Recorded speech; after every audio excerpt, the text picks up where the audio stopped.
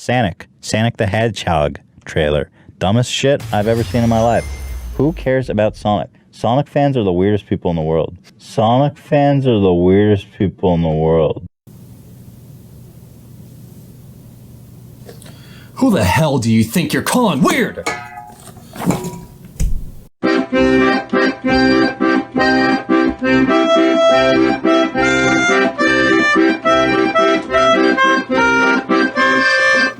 Okay, let's see now. Where is it? Where is it? Get that shit out of here. Ah, yes, there it is, my precious. Come to daddy.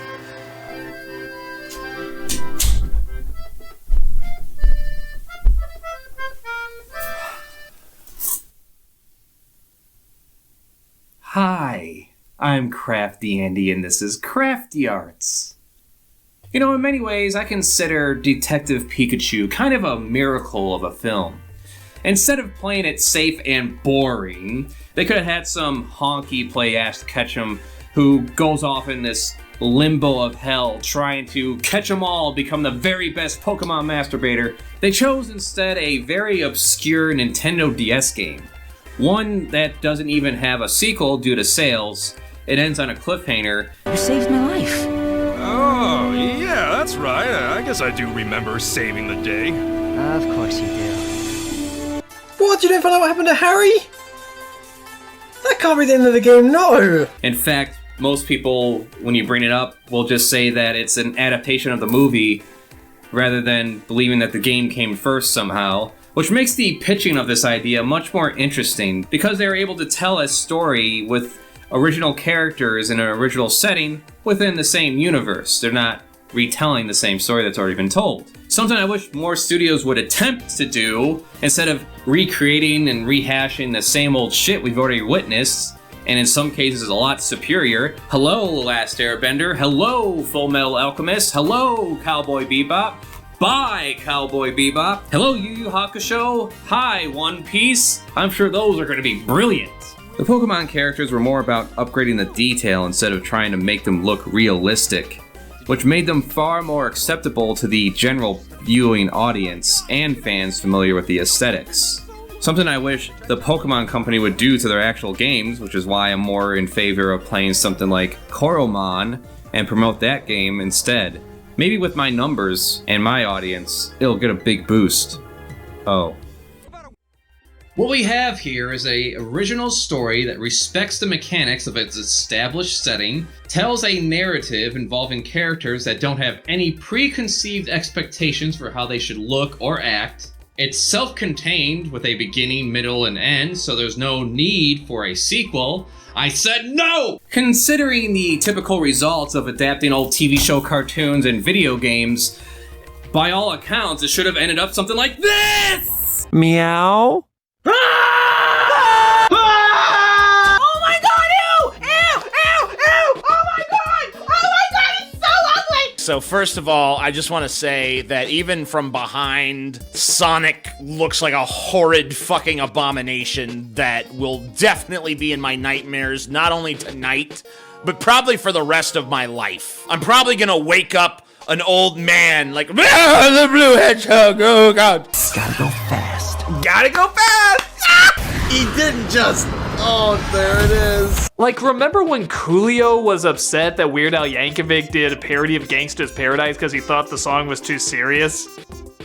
He was saving it for Sonic the Hedgehog. He was like, no, man, no, I need a blue hedgehog running around with James Marsden. I need a bunch of, like, catchphrases.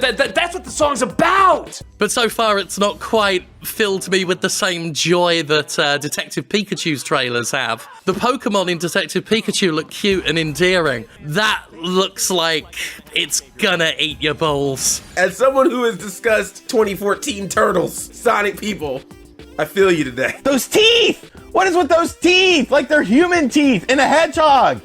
Oh my god, like this is rough. He's just like staring into my soul, trying to fucking corrupt me from within. I'm already corrupt, Sonic. You can't corrupt me, motherfucker. There's a 99% chance everyone watching this is well aware of the existence of this abomination. Fan backlash was so outspokenly loud The film was delayed and the character was redesigned for the movie shortly before the animation studio had to shut down. Just look up the documentary Life After Pi to get an idea of what that's like. What they would do is they would go to people's desks, see if they were there, then they had to find out if they were supposed to be there, or if they just hadn't found out that they'd been cut. Been on the staff of 5 visual effects shops that were really well known, did amazing work, that all went bankrupt, most of them owing the artist money. But to put to rest to any debate if this was a publicity stunt involving the marketing team playing 4D chess, there were toys, Halloween costumes, this fucking thing. For the life of humanity, we did not need to know about the freakishly humanoid feet hiding within those sneakers. Why this, and why do all these deviant artists draw him that way? He'd have paws! Pause, goddammit! There's also an interview with an animator that clearly indicates Paramount pushed for this design, shooting for mass appeal. The reasoning was, despite the backlash involving the Teenage Mutant Ninja Turtles and the Transformers movies, people still went out and saw them. Back then, reactions from the public on the internet were not taken into account as much, if at all, back then. And those movies made money, regardless of how shitty they likely were. I wouldn't know because I stopped watching anything Michael Bay related after Transformers 3. And believe me, that franchise has something coming on its face. After another $5 million and yet another animation studio shut down, we got an actual redesign of the character. The movie was still buddy comedy garbage in a lot of respects. Could have been worse, could have been better, but you know what? Let's just go right back to the beginning. All the way back. This is my personal journey involving Sonic the Hedgehog and all his various butt buddies. Maybe you'll relate. Ooh, welcome to Sonic Team. We make games, I think. What the fuck is a Sonic? When I saw Sonic bust through that wall and speed through the level at 5 years old, 1991, I was sold. I wanted to get my hands on this baby, and Santa Claus came through and got me a Genesis 4 years later. But hey, by then it came with Sonic 2, so I played the hell out of that game, along with Jurassic Park. But let's stay focused on Sonic, because during the years of being lost in an imagination, alienated by my peers, and taking any opportunity to play a video game and refuse to leave the store without a fight, I'm a second away from throwing this right at your face. Me and millions of others got our solidified introduction of the story and fleshed out world of Sonic through the TV show Sonic the Hedgehog. No, not that one. Oh, this is miserable. This is so fucking bad. I want to die. I want to die. Yeah. Well, you did buy a gun, right? I only tolerated that as a kid. And now I wish I could burn every celluloid I could get my hands on and erase it from existence. Ah yes, that's the one. Sonic the Hedgehog, also known as SonicSATAM because the other one aired at the same time. It's a long Wikipedia entry. SonicSATAM definitely can't hold a candle to the likes of any action-adventure show you could watch today. During that time, however, a show aimed at young people that had actual structure and thoughts beyond showcasing a potential toy line were a new thing in the 90s. Anyone who says any of these 80s cartoons are deep in any way are really just in denial. And that includes He-Man, especially. Because this show is a huge middle finger to every He-Man fan out there. Just utter woke Oh, fuck off with that shit. At least Revelations gave it some stakes. Your relics are hilarious to me. You want a fighty fight? I can unmake you with a thought. Anyways, it took a near plotless video game and gave us likable. Such a worry one, but this terrible place is not so good for our health. I am thinking this is so. We go home, yes? Well, mostly likable characters who are trying to overthrow a dictator that seeks to ever expand his power and industry of converting living things into machines throughout the land. Lasted for 2 seasons and ended on a cliffhanger. The direction of the show was ballsy enough to conclude the conflict between Robotnik and evolve the show to have a new villain replace him. Guy finally let Sonic defeat him. Well, don't celebrate too soon, Hedgehog. Now it's my turn. And I'm not alone!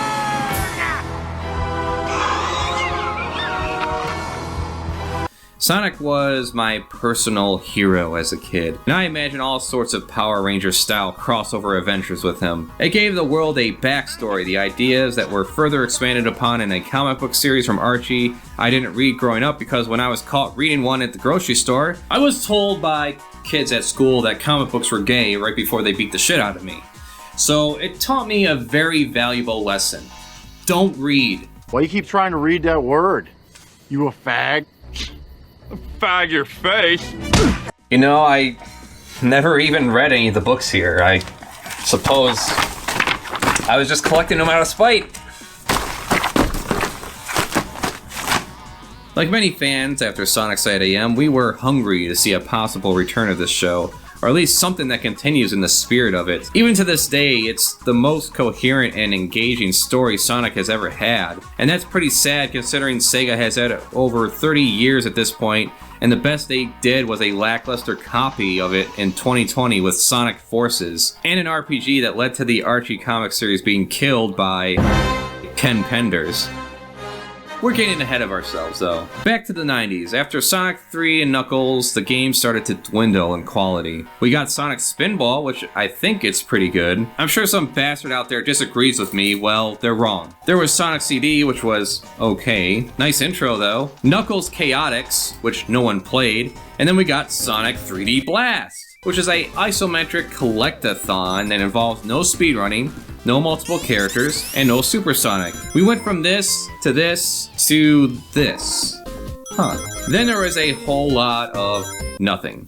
A teasing of Sonic Extreme, which looks like it would have been a nightmare to play, ultimately never released. Sonic Jam, Sonic Jam, which is just the first 3 games paired with a museum of old commercials, shorts, concept art, and a fully realized 3D hub world. I think it's worth checking out just for the novelty of it. It's also a solid update to those games and improves upon them even. Sonic R came out for Sega Saturn in 1998, and my experience of that game is reading the review in GamePro magazine. Alright, GamePro 113, February 1998. Let's take a look. Sonic R by Dan Electro. Sonic R answers the Nintendo 64 racing threat with dreadful music, horrible controls, and graphical glitches aplenty. Is that Diddy Kong laughing? Unfortunately, you'll also find problems in almost every game element. Pop-up problems kill the 2-player game outright, while twitchy controls and unbelievably annoying music send the fun factor plummeting. What's with this fucking bullshit? The R in Sonic R probably means racing, but there are several other words that work too. Rotten and ridiculous. Ooh, got some fire in this review. Sonic doesn't deserve this, and neither do Saturn owners. Maybe the R really stands for reject. Oh snap. Show-wise, we would get Sonic Underground. The setup, I would say, is better than SATAM, with it not only involving the environmental message, but also class warfare. Everything else just sucks. Robotnik's voice sucks. Here's Jim Cummings from SATAM. I want that shell rebuilt. The great forest must be destroyed, and every ounce of life force energy sucked out of it. Do you understand? Yes, sir. And here's Underground. Hedgehog? It's a blasted hedgehog! Sonic, who has the same voice actor as before, Jaleel White, has a dumb brother who is also voiced by Jaleel White. Reppin' sticks, man. And a sister, who is also voiced by Jaleel White. Now may I go out and play? We must find Lady Windermere. The thing that really wanted to make me and everyone else who saw the show shove a shiv slowly through our ear holes was the times they broke out into song.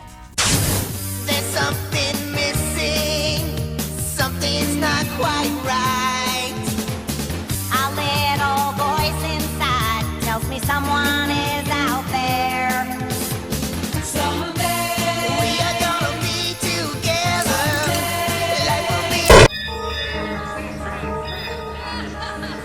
Like, what the hell happened here? We went from a semi-serious show to these weirdos playing instruments and shooting lasers from their guitars and drum sets? Like, what the fuck? We got Knuckles, but no Tails? Well, rather than get into those details, here's a video clip I stole from NAzumiVA instead. Here's how Sonic Underground happened. After SATAM was canned because of a change in leadership at ABC and low ratings caused by multiple preemptions caused by sporting events and finally being placed up against the red-hot Power Rangers, now there's some genius programming strategy, a new version of Sonic was created, Sonic Underground. Did they ask me or Pat or Len Jensen to develop the series? No. In fact, I never heard of the series before a Deke story editor called and asked me and Pat to come to a cattle call for Sonic Underground. The story editor got us there by guaranteeing us at least a few episodes, so off we went to a conference room at Deke. We got there and, yep, 20 writers. They showed an episode of SATAM, first season, to illustrate the background of the characters. It wasn't one of mine or Pat's, it was one of the other episodes. After they described the marvelous new direction, siblings, music, missing mothers, stupid new characters, they ended the meeting. We were taken into another room with the story editor who told us he wanted us to write the pilot episode. We did. Sega read the script, then the story editor was fired and we were hired. They also hired another team of story editors who survived through about 8 episodes before they left. We also got a few fledgling writers shoved down our throat by the producer. Results, I had to rewrite their damned unusable scripts from page 1. They still got paid for the script, I got nada. We tried our best to get some lore going, but Deke was racing through the series at 2 episodes a week, an insane pace and one calculated to maximize their profits. So that's the saga of SU. As I rewatch some of the episodes, I'm surprised it's as good as it is. I'm fully aware that it doesn't match up to SATAM, and I would give my eye teeth to be hired to do the SATAM 3rd season. But the only way for that to happen would be some visionary exec at Deke to realize they're sitting on a gold mine. This remains as good as it gets. 30 some odd years later after the original show came out, it was because of the website Fans United that this even got made, with all its fan art and interviews with the original creator. The 3rd season is something that I feel very strongly about and always have. Over the years, I've had an awful lot of fans asking me questions about, well, what it would be like, what would it be like? And for my own edification, I've actually pretty much plotted out the entire 3rd season. We never did get a conclusion to the cliffhanger at the end of season 2, despite all of Ben Hurst's efforts. He was one of the original writers of the show, and he's dead now, so I guess it's never going to get concluded. So, do you hear that?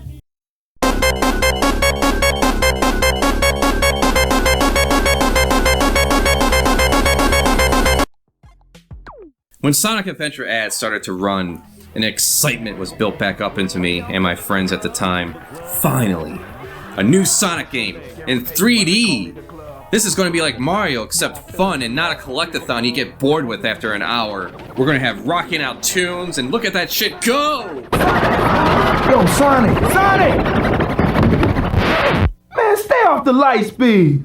My bad. Sonic Adventure on Sega Dreamcast. It's thinking. I did find enjoyment out of the first 2 adventure games, however, there was still a bunch of shit that bothered me, and kind of bothers me more in retrospect. Amy is interesting, but could have been expanded upon just a little more. Big the Cat is the eater of dreams and crusher of souls, with that god-awful fishing game of his. Why would I want to fish instead of running around real fast in my Sonic games? Oh, now what am I gonna do? I like to take that fishing pole and your friend Froggy and shove it right up your ass.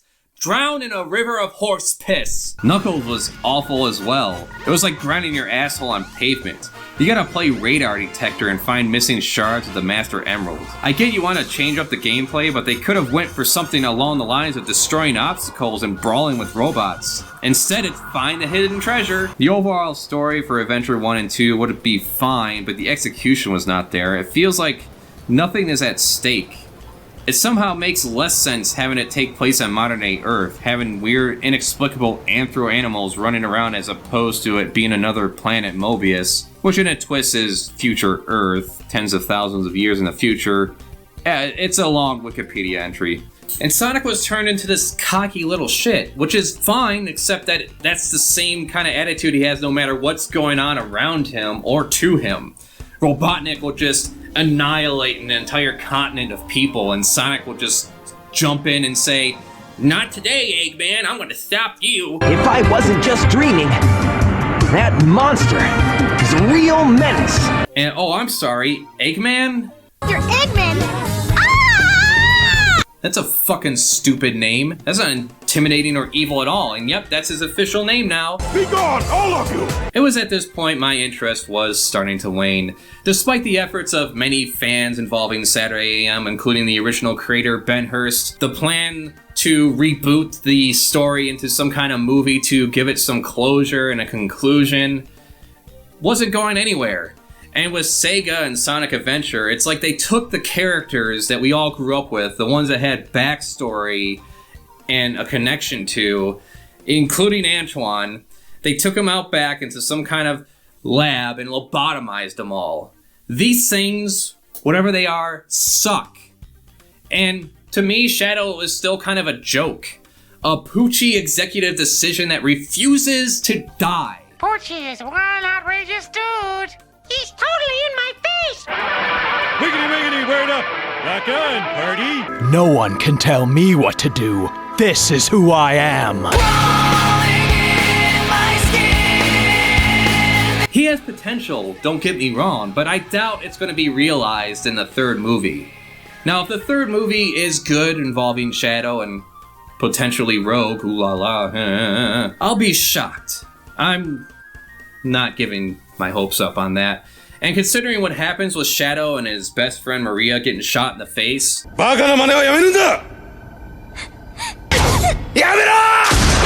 could this happen to me? I doubt they're going to do that, considering I noticed in Sonic 2 none of the cops even had guns. Hey! Can you imagine a world where cops don't have guns?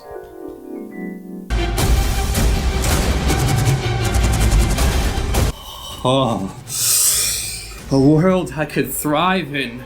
But we're getting ahead. Let's jump back into the past. It was not long after this that my breaking point would come involving the character and the franchise. And I think this is a good point to start the drawing that represents the state of things around this time. What was it that broke me? I finally found him. The Iblis Trigger. Nope, it was not that one. It was Sonic Heroes.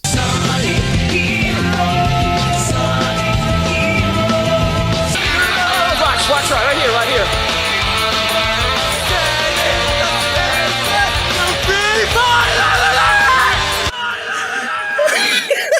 I played the GameCube version, and the formula of switching between Flyer, Speeder, and Brawler is fine. The problems arise with the bugging out on fucking grind rails, and when shit like that isn't happening, you're dealing with the most unengaging, easy gameplay, and on top of that, you have this basic bitch story with Metal Sonic making himself uber Metal Sonic by observing the various groups, and that's it. It's no use. It's no use! But why can't I defeat you? Because we're Sonic Heroes. Sonic wins, not even a hint of worry coming out from any of these characters. Anytime you want a rematch, just let me know. I'll be waiting. I didn't even bother playing through all the storylines to get to that stupid, awful ending. Once I started playing as Big, Amy, and Cream, and I ghosted through the grind rail for about the 10th time into a bottomless pit and died, that was it for me. It was so insultingly easy and yet so frustratingly bullshit. At this point, I was done. The closest I'd ever get to Sonic in any kind of physical form would be at the fan site, where we reminisce about how good things were and how things could be good once again. Will he be good or evil? I have little to say about Shadow the Hedgehog. Darker, stronger, faster, and more dangerous.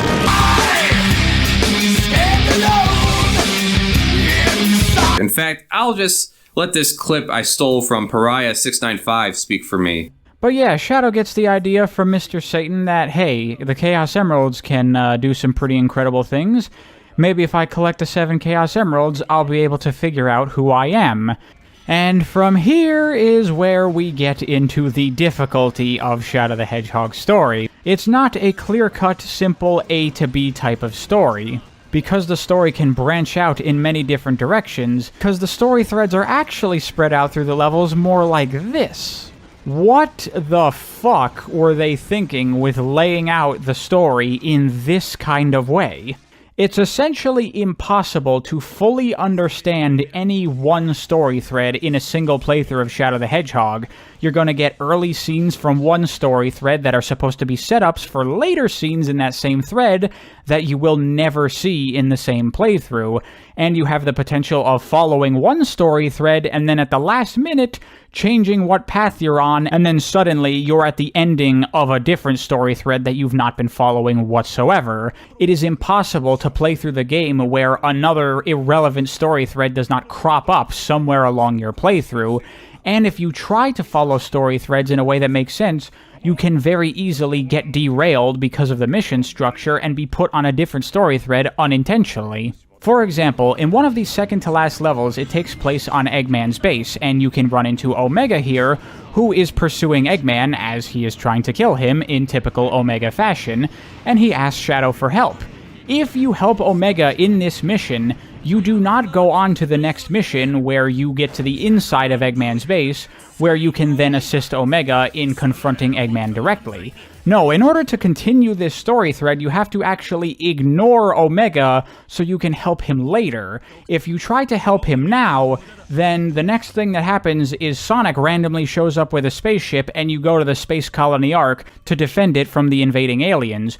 We have completely derailed from the Eggman story that we were on and shifted over to the Gun vs. Black Arms story thread, which you may have not been following for the entirety of this playthrough, so you have no idea what the fuck is even going on. And this is a problem that happens constantly in Shadow the Hedgehog. Going through a long play, I have a little more appreciation to this attempt, and the other games, interestingly enough, with the Japanese voice acting. Shadow is a clone of the original with all these forces trying to tell him who he is. Robotnik, Sonic, the invading aliens set on nuking the White House, his memory of his girlfriend. In the end, he's like, fuck all that shit, I'll be my own person. Adios, Shadow the Hedgehog.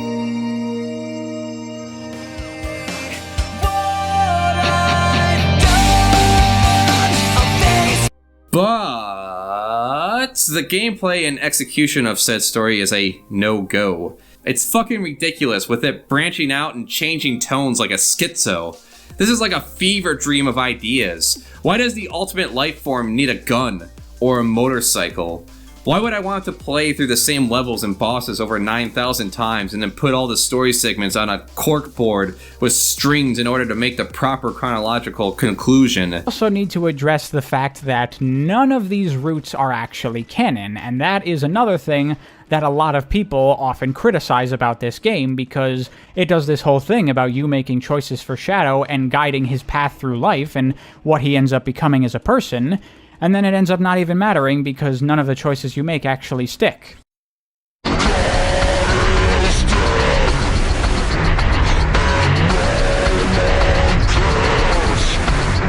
Then we got some hope. We all did. 2006, a reimagining of the character and his world. We were going to get back to basics with him going on a fast-paced adventure, smashing bad guys and kicking Robotnik's ass. Right? No, of course not. We got a tragic, buggy mess. You can't really control Sonic all that well in these sections, where he's like, yeah, doing that. Yeah. Sonic learned to swim. Okay, this is a loop-de-loop. I can't do anything here, so let's just hope this goes about right. Wait, why? So... This has happened, by the way, every time now that we've done that last loop section. We get this weird Final Fantasy world with Sonic the Hedgehog characters tacked onto it. Like, hire a fucking writer, my god! I'm not saying it only has to involve Sonic, Tails, and Knuckles all the time, but for Cthulhu's sake, it's not that hard. A mega maniacal genius wants to rule a country with ever-expanding industry and turn his opposition into cyborgs. Sonic and his friends want to stop him. For some reason, since the adventure games, they always have to have some adversary that replaces and outdoes the main adversary. And as far as the interactions go involving these characters, I mean, I guess you could have a human princess fucking a mutant hedgehog. To us.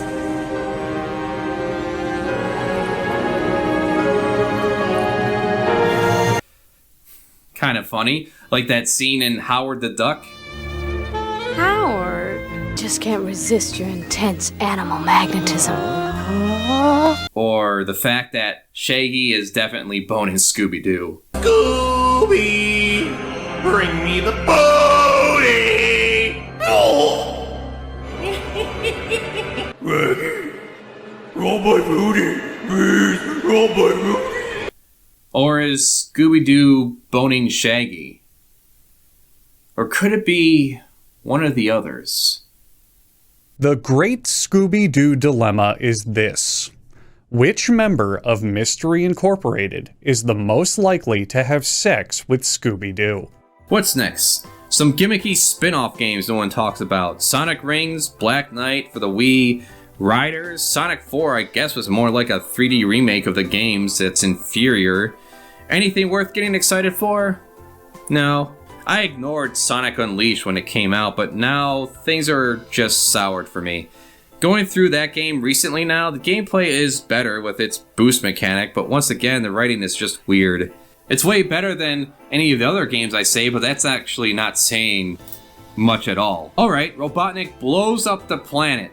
He blows up Earth into different pieces. And Knuckles plays no role in the story whatsoever? What? Where is he? And things seem to be functioning quite well on Earth despite it falling apart, literally. I like how Sonic is all worried about how he looks as a werehog, but then no one has any real bad reaction to him. Oh my gosh, I am so sorry! I just completely mistook you for someone else! And he doesn't even change in personality. He's not like a rage beast that can't control himself. No, he's just Sonic, but he looks different. He's just some Stretch Armstrong fighter now. Alright, what's next? Sonic Lost World? That game wasn't even on my fucking radar. So here is some video I stole from Splash Dash instead. Sega decided to give Ken Pontac and Warren Graff free reign with this game, and so they took the dumb Saturday morning cartoon vibe to its absolute limit with this one. And guess what? It fucking sucks. This game just looks so boring. It's your most generic take on classic Sonic aesthetics, or at least what Sega believes that to be. Sonic Generations perfectly translated the world of classic Sonic into 3D, along with its enemies, but Lost World completely shits all over that with this Fisher-Price looking crap. The enemies don't even look threatening anymore, they've all been babified. Sonic is done, he's past it. He doesn't need more games, he needs help. Specifically the kind of help that involves taking him behind the shed and tearfully putting both barrels through his confused, oblivious little face. Stuff him, mount him, repurpose him as a litter-picking device. Like, this is just insane. Like, what the hell's happening with the series? Well, of course I know. It's getting fist-fucked through Burnout, grinding, and crunch, and meeting deadlines. At this point, you had dumb fucks coming out of the woodwork saying that Sonic was never good, it was a shitty franchise, and all the games suck. Sonic was never good. Yeah, it was a 25-year lie. So instead of wasting my time and money on shitty games, I decided I was going to waste my time doing what a lot of other people have done. Make a fan comic. I mean, I felt a little invested in the character with the original games, the TV show, observing the fan site over the years, and much like many other people felt, I just wanted things to stop sucking. I spent a lot of time trying to understand the comic book creation process, reading wikis on the Archie comic book series to get all the backstory and the lore, and I was going to start my own retelling of the series. I had a whole story arc and everything for different chapters. It was going to be full edgelord glory.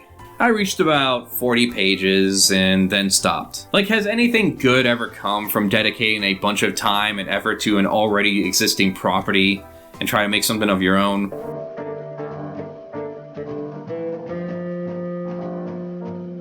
I can't think of a single one, can you? Especially Sonic related.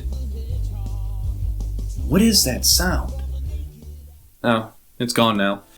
It was probably a few years after Sonic Generations came out that I finally gave it a shot. It turned out to be a pleasant surprise. Gave me a little hope again. Good gameplay combining the 3D world with the side-scrolling styles at the time.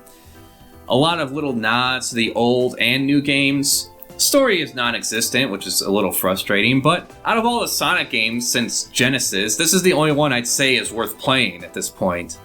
Sonic Brotherhood is a whole story in its own. What happened, you say? To give you the gist though, BioWare made some Sonic RPG that involves Sonic and friends encountering a secret underground gathering of echidnas who are fascists.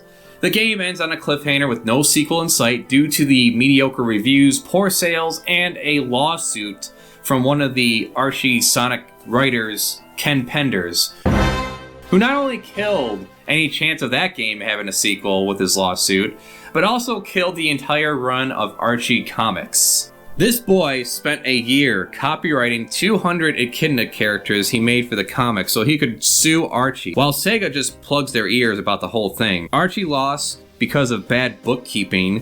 When Archie Comics claimed that Penders had signed a work-for-hire contract, which would have invalidated all of his claims. However, their team of lawyers, headed up by Jughead Jones, were not actually able to produce said contract, and since Penders wasn't going to go, oh yeah, that thing, I got it right here, somewhere. So the judge had no choice but to dismiss the whole thing again. That wasn't going to be the end of it though, as Penders had stated his intention to further pursue the matter, so in an outstanding example of, just fuck it, Archie Comics and Penders reached an undisclosed settlement. And then he went after EA, which bitch slapped him out of court. And that was that. Then Sega took away Archie's rights to Sonic and gave it to IDW Comics. And that's when I learned all about the stupid rules regarding the characters Sega has. It explains a lot. Now I do hear good things about IDW despite the restrictions. And going through the first few issues, I'd say it's pretty much up there with what I like to see. Get to the Stormbunker!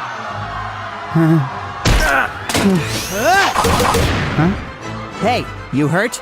Not really. You're Sonic. The one and only. Here you go. Try swinging it at the robots next time. I knew somebody who put it to good use. You're the Sonic. Maybe get inside, buddy. Nice chat. Need to save your town. Bye. Oh, okay. Kitty, come down. Let's rock! I got this. Oh yeah! That should do it. Hi, Hedgehog. Whoa! Oh no. We're better at this in our world. And then comes Sonic Boom. Gonna give us a little more hope this time, huh? Alright, we're gonna try this again. Reboot the franchise, redesign the characters, give them bandanas and bandages around their sneakers. What the fuck? Why are there bandages on them?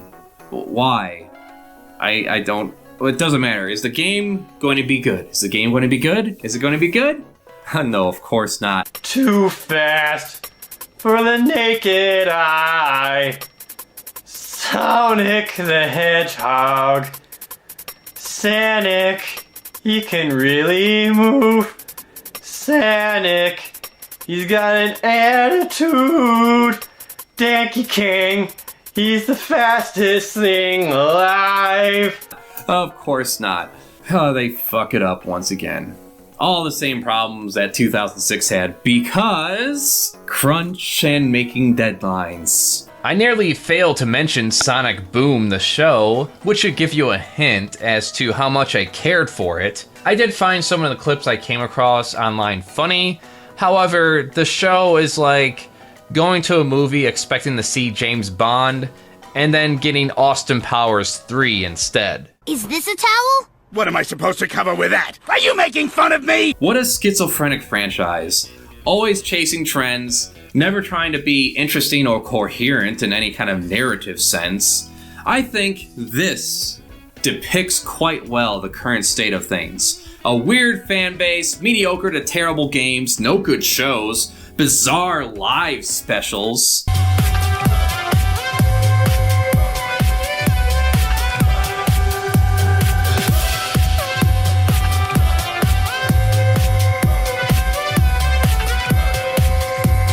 That's the sound of 25 years of Sonic! Sonic X is not what I wanted to see. Or is it? I don't know. All I witnessed was the 4Kids version. Apparently it was very neutered, and I'll never have time to watch the actual anime, I'm sure. All I know is nothing says relatable like having the main human character be a kid that lives in a 12-bedroom mansion that has a butler and a scientist uncle that takes care of all his wants and needs.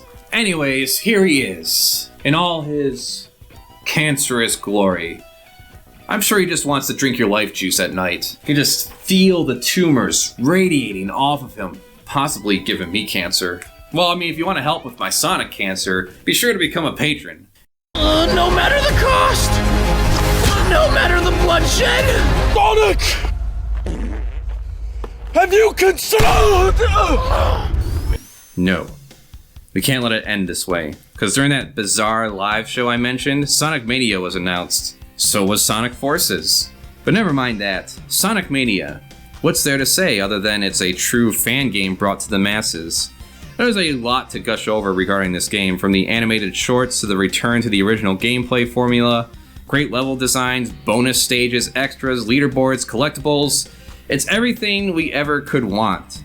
Then Sega fucks it up so that we won't be getting any kind of sequel to it. They just can't let us have a good thing for long, can they? But like I said, Sonic Mania is great. Then we had Sonic Forces. Well, the reviews kept me away from it. But for the sake of this video, I went through a long play, and all I can say is, what the hell?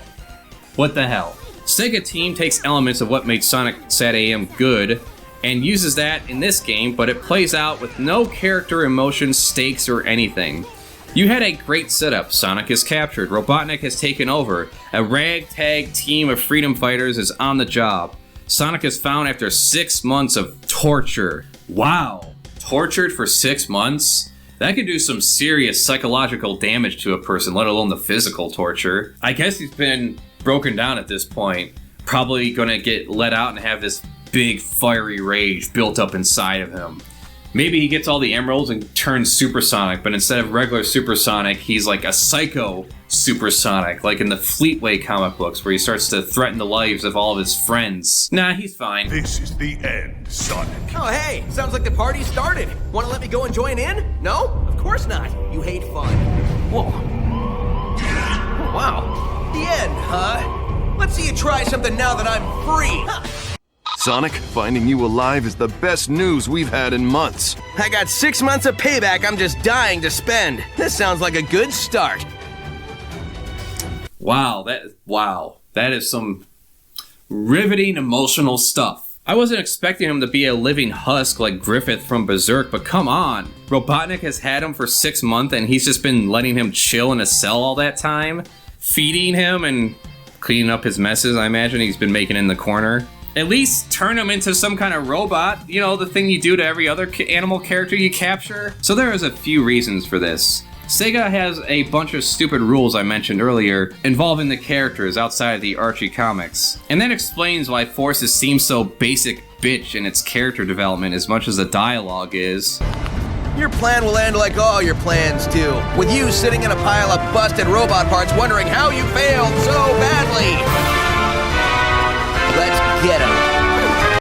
Wrong, loser.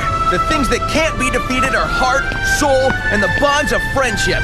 3 things you and your counterfeit cronies lack. Sonic is never to express any extreme emotions. Shadow always has to be a jerk edgelord. Shadow!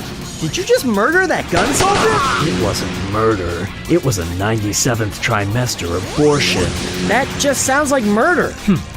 I thought you were pro-choice. Oh no, are you pro-life? Of course not. Oh, thank God. I'm not pro-anything. What? I'm anti-life and anti-choice. Oh, Jesus, why do I hang out with you? Amy is always in love with Sonic and in pursuit of him, but can never be in a relationship with him. I guess because Sonic is queer for Tails. Knuckles. He be definitely buggering Knuckles. Tails and Robotnik are the only inventors. Again, not allowed to evolve past their basic characteristics. I guess when it comes to Silver, the rule for him is that he's just no fucking use. Chaos control! You got the wrong bitch. You got the wrong bitch.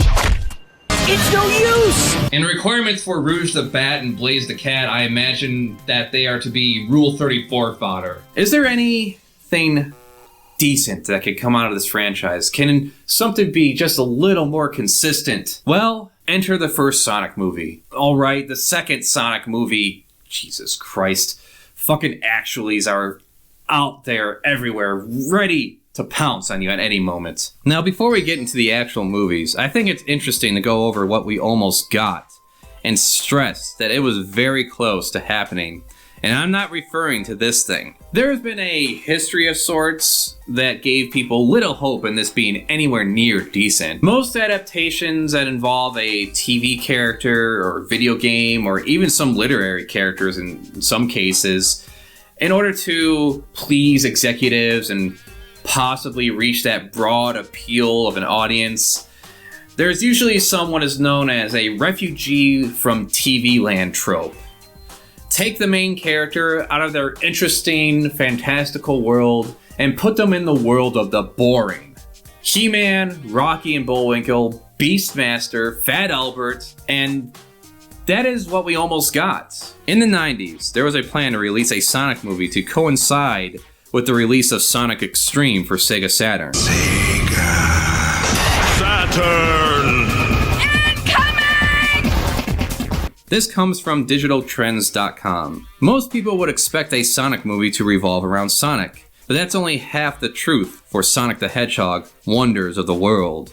Instead, Jeffrey's script mostly concerns a 12-year-old child of divorce named Josh Pinsky, who needs to finish his school paper on a speed barrier breaking test pilot named Sonic by the next morning, or else his parents will be called in. And the prom's tomorrow! This sucks so hard. Josh's dad is a brilliant yet unemployed computer expert named Hal, who has invented an AI computer capable of projecting holograms called the Extremely Radical Intelligence, or XRI. This movie was written in the 90s, after all. Catch you on the flip side, dude masters!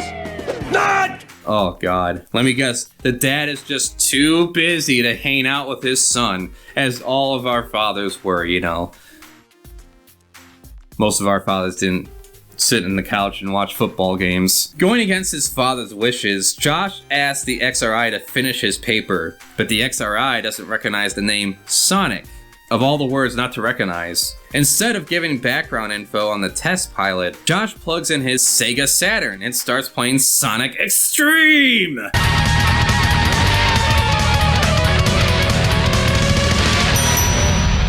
Sega. This causes the XRI to transport Sonic into the real world alongside Dr. Robotnik with his goons. This Sonic, by the way, would have been fully CGI in a live-action setting in the 90s.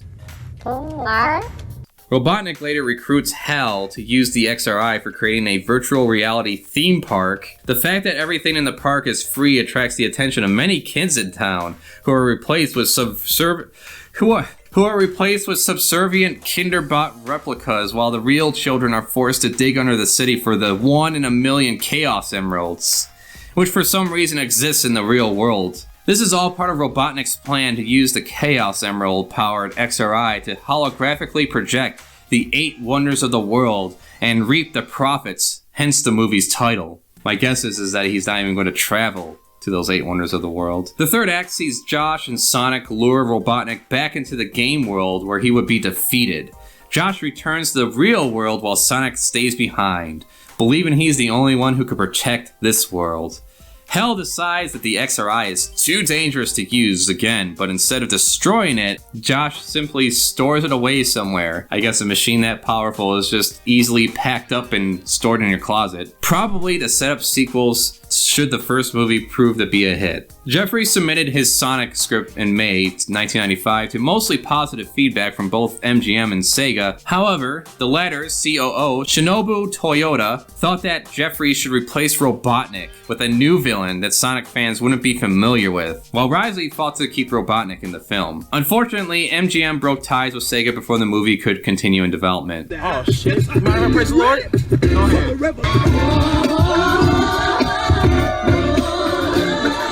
This would have been a nightmare realized. It checks all the stupid shitty boxes. Run-of-the-mill, coming-of-age story with a stupid kid. Refugee from TV land trope. Some kooky hijinks, probably, in the form of like slapstick and pop culture references. And let's not even imagine what the shoddy CGI of the 90s would have been back then at that point.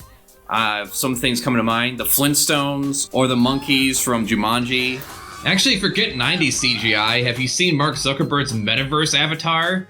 Holy shit. And then there's Disney's new Pinocchio. Hello, Pops. Ah! I'm stun locked right now. This is insane.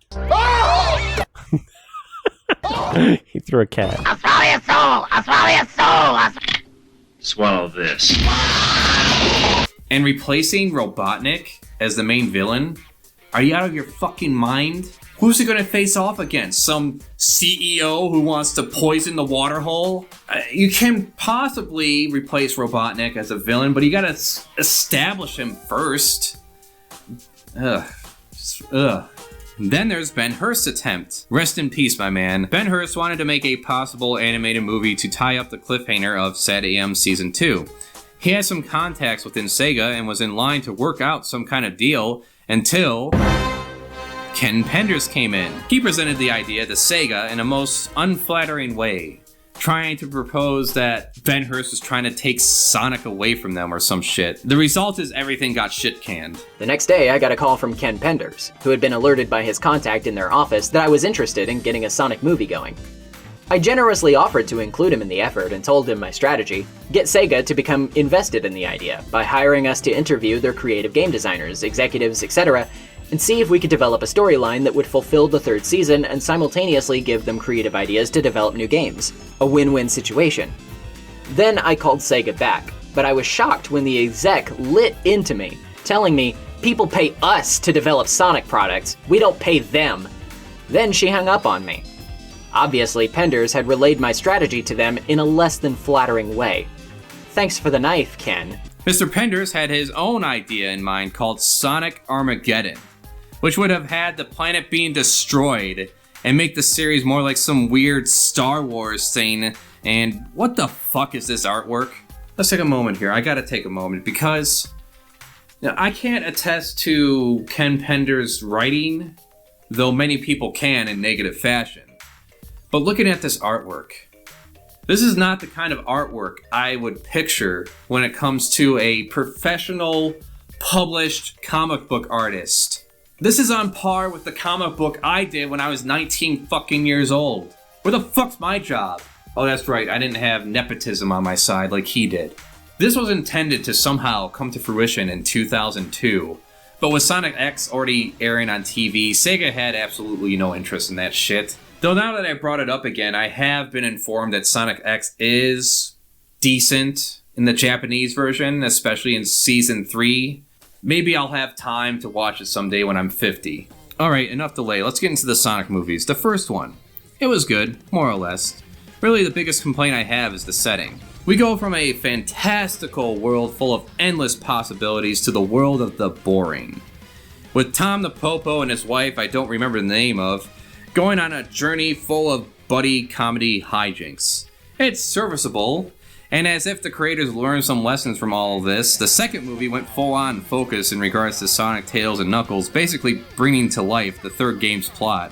Keeping it a simple adventure of hunt the MacGuffin and stop the evil maniacal maniac. That's all we ever wanted, and that's what we finally got. Holy shit, was it that hard? In a world of shoddy video game adaptations, we finally got some directors and writers who get it for the most part. Though it's weird to consider in the second movie that all the echidnas and all the owls are dead. Like, they fought each other to the point of extinction. Anyways, I'm fairly confident at this point the shark is already being jumped with Shadow coming in next. Because I expect to see Rogue the Bat and, maybe even the return of Big the Cat. I just prefer they have perhaps them go off on their own, back to their own world and go through adventures making their way through exotic locations, otherworldly locations, instead of being trapped on Earth. With all my complaints, I still find a lot of enjoyment in the first two movies, despite what some blue puppet might say. The same schlock, and people like it, people love it. Are you I don't want to say it's just because it's but like, if it wasn't Sonic, would you? I don't know. That's what I'm not getting. People rip on all these other bad kids movies, and the only difference exclusively between them and this is that this has Sonic in it. You better watch your back, you little blue monster.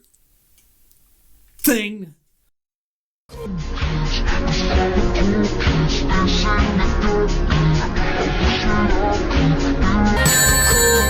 For me, it's just a shame that despite how long the original concept was kept alive by fans for SATAM, it was like Sega went out of their way to never come close to that in terms of narrative or characterization in the games. There was never any sense of solid world building or even basic concepts outside of good is good, bad is bad, and good to beat bad. And every time we get close, Sega seems to be there to shoot any progress in the ass with either enforcing tight deadlines, stupid character rules, and chasing trends. Like with Sonic Lost World being like Mario Galaxy, Black Knight and the Lost Reigns using motion controls, and Frontiers being another open world game with fishing. Gotta have the fishing. Is there going to be crafting and gathering resources too? Oh, I hope so. However, I still have a tugging attachment to the original Saturday morning show that really hooked me as a kid, making Sonic my personal hero growing up. That's sad. I mean, nice. I never did get to fully realize my intended story with my fan comic. So in order to get this off my mind and put this whole Sonic business to rest once and for all, this is what I would have done. Let's act out my Sonic fan fiction. I'll pick something family friendly. No, not that one. Oh, definitely not that one. Not that one. Oh, here we go. Things would start off with Sonic and his Uncle Chuck living alone in a makeshift shack in the forest. Sonic, coming of age, would get the whole story of how his parents died in an accident working in the mines for Robotnik, who resides in the mega city capital of Robotropolis. There would just be hints to what the city is like, and ultimately it is why Chuck ran away with his nephew. The only reminder of his parents' existence would be a strange emerald his mother kept at home with her. Never risk bringing it out into the open. This would be the connection to Sonic and his powers. No prophecy, no destiny, just happenstance. Chuck shares stories of the past rulers of their country and has to teach Sonic to stay out of sight, with him not fully grasping the direness of the current situation they are living in. Naturally, Sonic, being a teenager in a rebellious phase, he would go out to Robotropolis out of defiance and curiosity, where he can get hints of the life the people live there, with Robotnik as a mysterious overseer to the capital megacity's operations. This would lead to Chuck searching for Sonic out of concern for his safety, leading him to get caught, and Sonic being forced to run when he is overwhelmed trying to rescue him. Sonic comes back to his home only to later be attacked by Robotnik's forces due to the information given to them by his uncle. There is a massive interest in him now by Robotnik and his generals to capture him because of his power. Sonic is once again forced to get away, taking the Chaos Emerald trinket as his only momentum of his past life. Now we have someone with nothing more to lose and something to possibly get back. This is where we can learn more about the world through the eyes of our main character as he seeks out the missing princess and king he was told about that were overthrown. It's later that he comes across a village where a two-tailed fox lives by himself as an outcasted orphan. Sonic sees past the little deformity of having two tails, and considering that he has a lot of free time to himself, he is able to build incredible inventions and understands advanced technology at a level way beyond many adults have, and becomes a true close friend to Sonic. As they journey onward, not only overcoming Lord Dr. Julian Robotnik's forces, but other societies with their own governing laws and characters who may not have our duo's best interest in mind. This would of course lead to an encounter with Scarlett O'Hare, because I don't much care for calling her Bunny Rabbot. One of her friends would happen to be a mechanic and a tech expert named Rotor, who I imagine as being a mentor to Tails in this sense, and how we get the Tornado playing, with him being much older and experienced despite Tails' advanced understanding. This all leads up to a meeting up with the Princess Sally, her bodyguard Antoine, and where a major change would take place here. He would be a royal guard who previously cowered in the face of danger and is looking to redeem himself. I can picture this as an opportunity to explore some basic themes involving PTSD many real soldiers, rescue workers, game developers, and just plain old bully kids suffer through. Our ragtag group of freedom fighters has now assembled, and we can start the story arc of Robotnik finding the Master Emerald, tricking Knuckles into attacking our heroes first, of course. Robotnik would then steal the Master Emerald to power his Doomsday device. Sonic and crew would be questing for the other Chaos Emeralds, explained to them by Knuckles, With the threat level of Robotnik, his ambitions and forces ever increasing, leading up to a final conflict in Robotropolis where the lives of all our heroes are not guaranteed. This wouldn't be a moment where Sonic gets all the emeralds and goes supersonic and just wins the day. No, we all know there's a limit to that power, at least when it comes to the time he has to use it. Yeah, not even that would be enough to win the day, and some sacrifices would have to be made in order to turn the tides at a moment that all seems lost. This would also be a great moment where we could reintroduce Uncle Chuck as a roboticized version of himself, and not only be some growling, mindless beast, but actually be in more the lines of the pod people and the body snatchers. Let us go. We don't have to leave. You don't have to leave the city. Nothing changes. You can have the same life, the same clothes, the same car. But what happens to us? You'll be born again into an untroubled world. Talking about how he gets to keep all his memories, everything's better this way, you'll understand once you surrender or join us. Something to play on his emotions. That's the kind of story I would have liked to see. Oh yeah, and Sonic would definitely find a boyfriend. It's pretty obvious this is what Sega intends, with them making a rule that he can never hook up with Amy, but Amy can only be chasing him.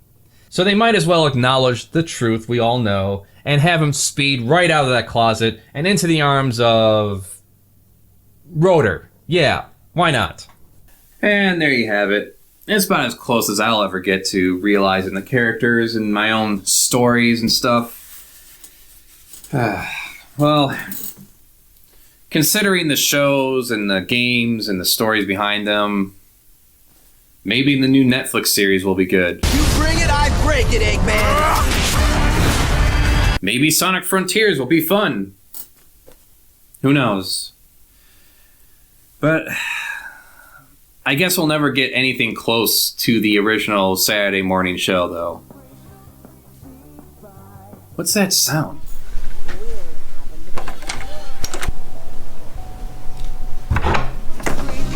Speeds by Sonic the Hedgehog. Sonic, he can really move. Sonic, he's got an attitude. Sonic, he's the fastest thing alive. The fastest thing alive. The fastest thing alive.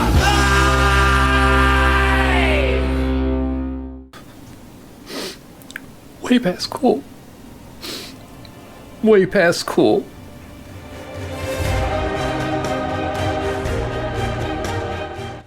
Holy shit, that was a long video. I think it's my greatest work yet.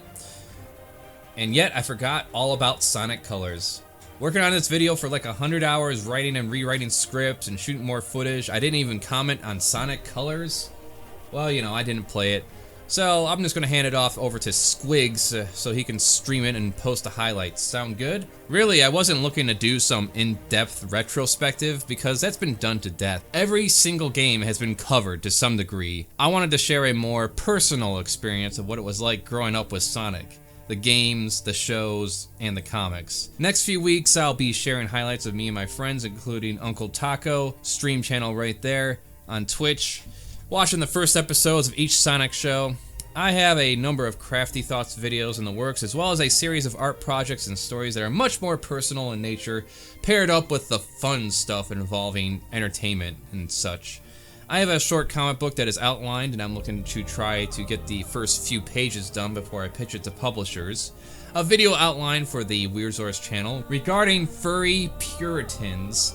Convention highlights, a original music video I'm seeking help on, and a PSA parody comic. Next major art project is Ratchet & Clank for a commission. I'll be using the progress of that as background for the next line of Crafty Thoughts videos. I stream as much as I can the creation process of artwork and videos on Rotten A Creations. Consider Patreon if you want to support me and see things early. Subscribe, spread the word. Until next time, thank you.